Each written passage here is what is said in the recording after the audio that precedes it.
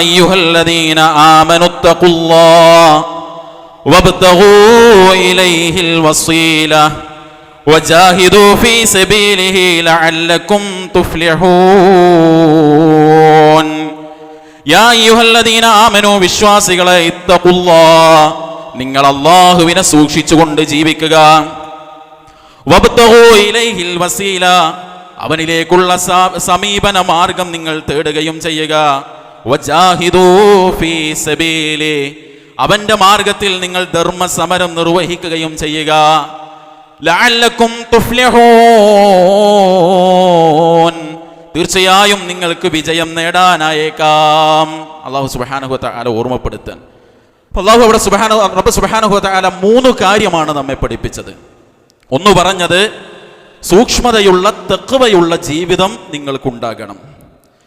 ആ ആയത്തിൽ മൂന്നാമത് അല്ലാഹു സുബ്ഹാനഹു വ തആല പറഞ്ഞത്, അള്ളാഹുവിൻ്റെ മാർഗത്തിൽ ധർമ്മസമരം നിർവഹിക്കാൻ നിങ്ങൾക്ക് സാധിക്കുകയും വേണം.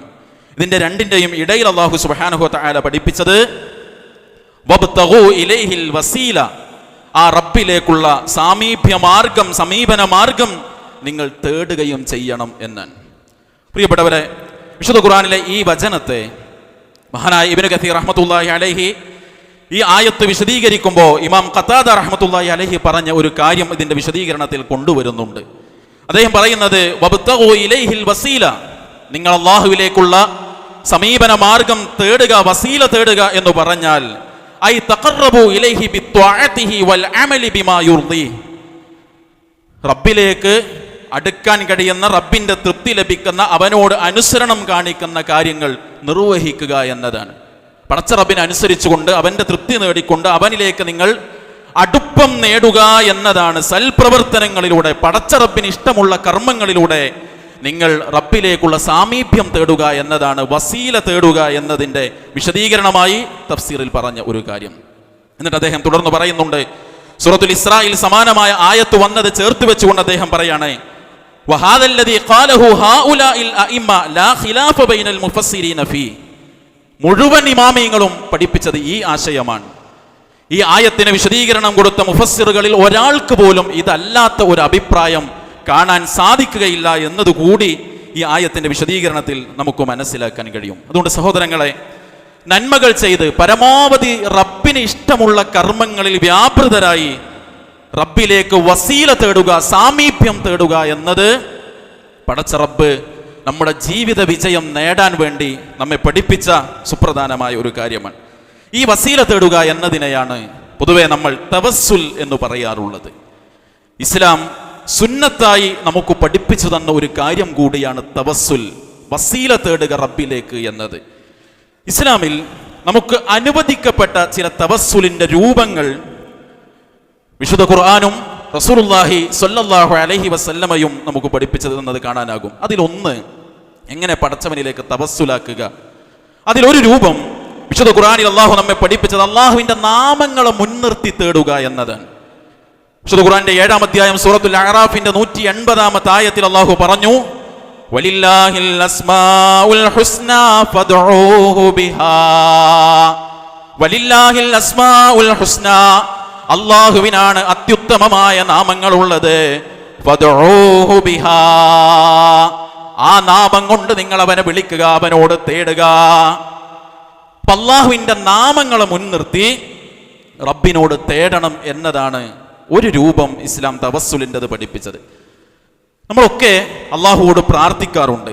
പക്ഷെ പലപ്പോഴും നമ്മുടെ പ്രാർത്ഥനകൾ എപ്പോഴും ഒരേ രൂപത്തിലാണ്. അള്ളാഹുവേ, പടച്ചവനെ എന്നൊക്കെ വിളിച്ച് നമ്മൾ തേടും.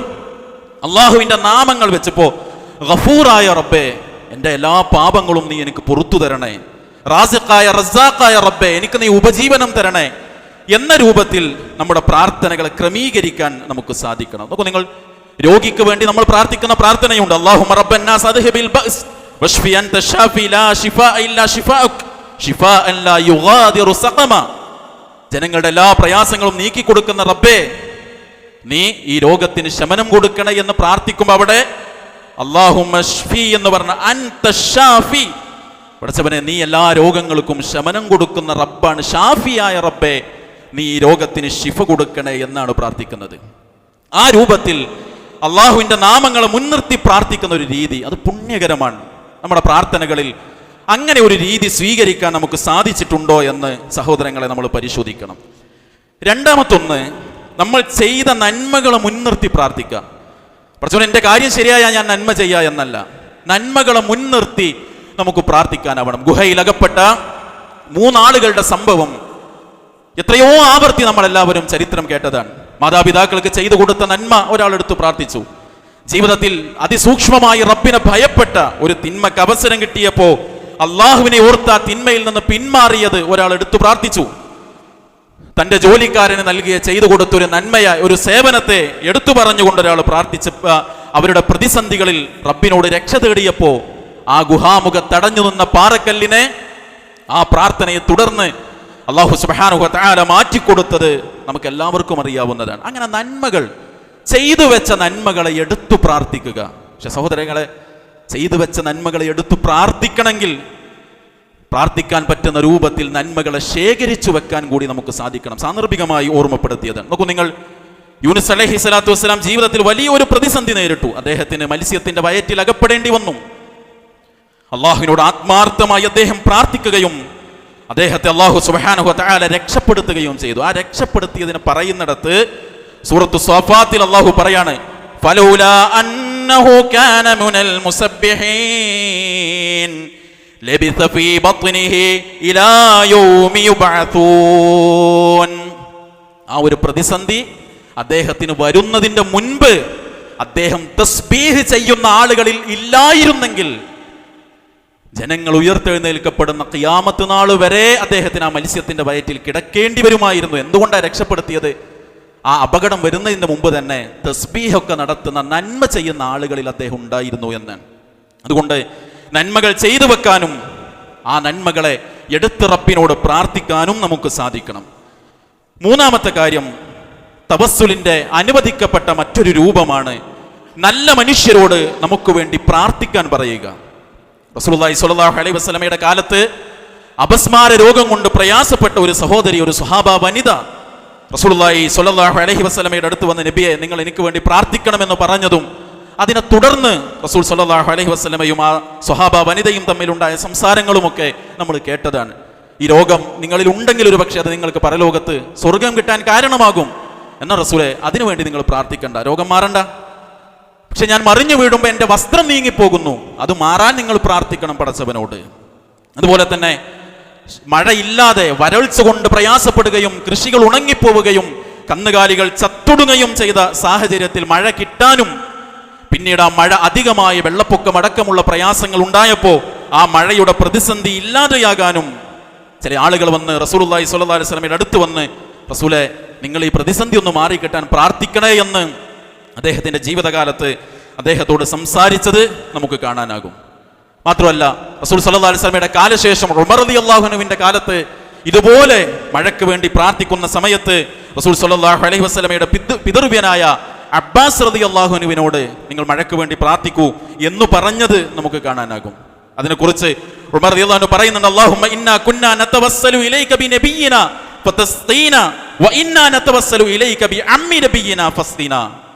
റസൂൽ ജീവിച്ച കാലത്ത് ആ റസൂലിനോട് പറഞ്ഞ്, അള്ളാഹുവിൻ്റെ മഴ ലഭിക്കാൻ പടച്ചവനെ നിന്നോട് ഞങ്ങൾ തേടിയിരുന്നു, റസൂലിനോട് ഞങ്ങൾക്ക് വേണ്ടി പ്രാർത്ഥിക്കാൻ ഞങ്ങൾ ആവശ്യപ്പെട്ടിരുന്നു, ഞങ്ങൾക്ക് അങ്ങനെ നീ മഴ നൽകുകയും ചെയ്തിട്ടുണ്ട് റബ്ബേ. ഇപ്പോഴിതാ പ്രവാചകന്റെ പിതൃവ്യന് ഞങ്ങളോട് പ്രാർത്ഥിക്കാൻ ഞങ്ങൾ പറയുന്നു എന്ന് പറഞ്ഞ് നല്ല മനുഷ്യരെ കൊണ്ട് പ്രാർത്ഥിക്കാൻ പറയുക എന്നത് തവസ്സുലിന്റെ ഒരു രൂപമാണ്. അവിടെ നമ്മൾ ചിന്തിക്കേണ്ട ഒരു കാര്യം, നമ്മൾ പ്രാർത്ഥിക്കൊന്നും ചെയ്യാതെ പ്രത്യേക ദിവസവും സമയമൊക്കെ നിശ്ചയിച്ച ആളുകളെ കൂലിക്കൊണ്ടെന്ന് ഒരു ദുആ മജ്ലിസ് നടത്തി, ഒരു പ്രാർത്ഥനാ സദസ്സ് നടത്തി അതിന് വരുന്ന ഉസ്താദന്മാർക്ക് കൈമടക്ക് കൊടുത്ത് പ്രാർത്ഥിക്കുന്ന രീതിയല്ല. നല്ല ആളുകളോട് നിങ്ങൾ എനിക്ക് വേണ്ടി പ്രാർത്ഥിക്കണം എന്ന് പറയുന്ന രീതി, ഈ കാര്യങ്ങൾ അനുവദിക്കപ്പെട്ട തവസ്സുലാണ്.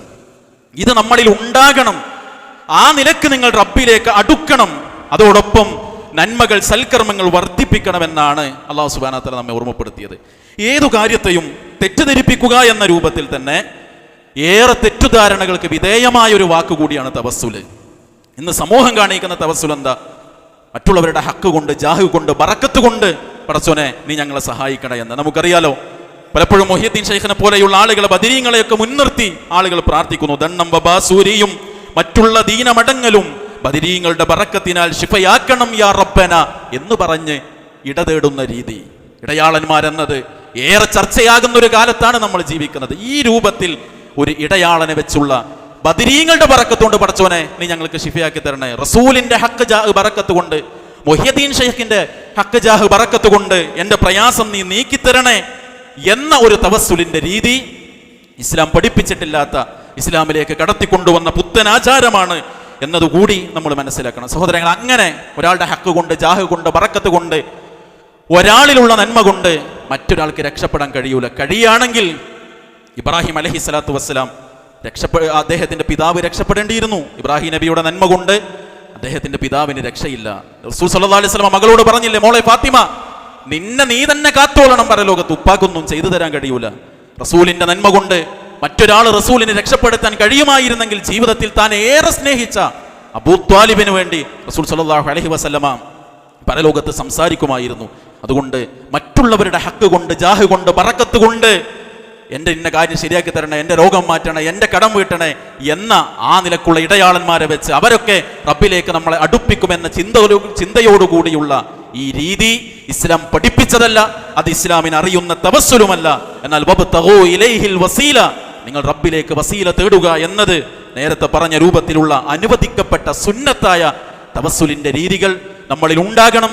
ബിദ്അത്തായ രീതികളിൽ നിന്ന് വിട്ടുനിൽക്കണം. അതോടൊപ്പം സർവോപരി നന്മകളിൽ സജീവമാകാൻ, പരമാവധി നന്മകൾ ചെയ്യാൻ, തിന്മകളിൽ നിന്ന് പൂർണ്ണമായി വിട്ടുനിൽക്കാനുള്ള പരിശ്രമം കൂടി ഉണ്ടാകണം.